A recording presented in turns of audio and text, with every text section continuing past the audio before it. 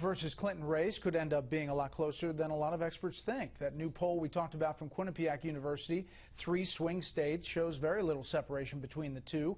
Clinton leads by 1 percentage point in Florida and Pennsylvania. Trump is up 4 in Ohio. Let's talk more about the race. Florida Congresswoman Debbie Wasserman Schultz is chair of the Democratic National Committee.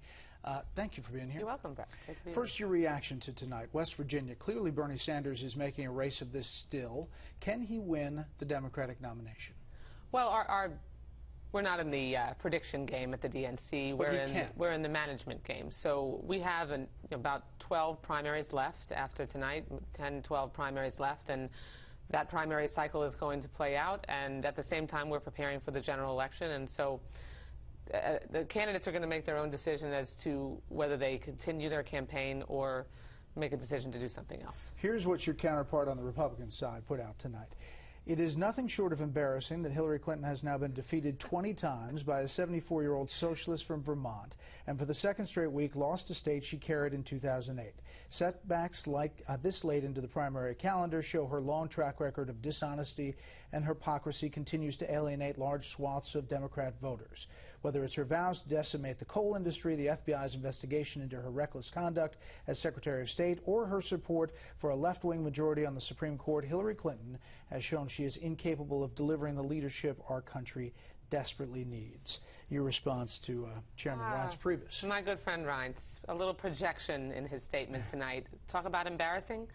What's embarrassing is that the Republican presumptive nominee, Donald Trump, doesn't have the support of the Speaker, his own Speaker of the House, doesn't have support of either Bush president, has many United States senators and candidates questioning or outright rejecting that they're going to attend their own party's convention because Donald Trump is radioactive, and they know it. Reince Priebus knows it, and the problem that they have is staring them right in the face. 3% of voters coming out of Nebraska in an exit poll tonight that are Republicans said they thought that they would eventually unify. That's what's embarrassing. Will you look at those Quinnipiac numbers, though? And those are swing states. Are you surprised by how well Donald Trump's doing?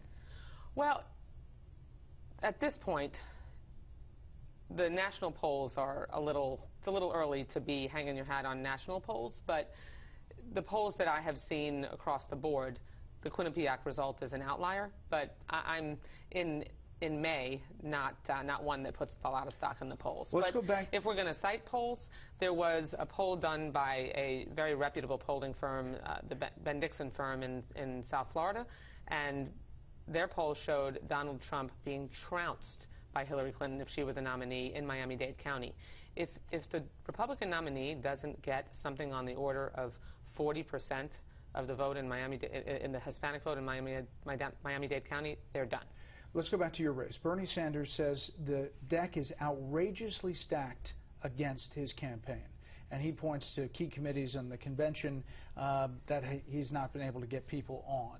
Is that a fair criticism of the DNC and how the convention is lining up in Philadelphia? No, not in the least. Unfortunately, Senator Sanders in his campaign has a fundamental misunderstanding of the way we appoint our standing committee assignments. I nominated 25 at-large members to the standing convention committees in January, and they were elected by the Democratic National Committee Executive Committee. The remaining 167 members of each standing committee are divided based on the statewide vote that has been won by each candidate. So the overwhelming majority of the remaining members of these standing committees is actually appointed by the candidates themselves based on the statewide vote they've earned. So deck stacking, there are 25 people that have been appointed to these committees and 167 remaining. So I don't know how, by anyone's definition, that's a stacked deck. Madam Chair, thanks for the time tonight. Thank you. And if you do have another debate, we'd love to be considered. We'll take it under advisement. Thank you. Thanks.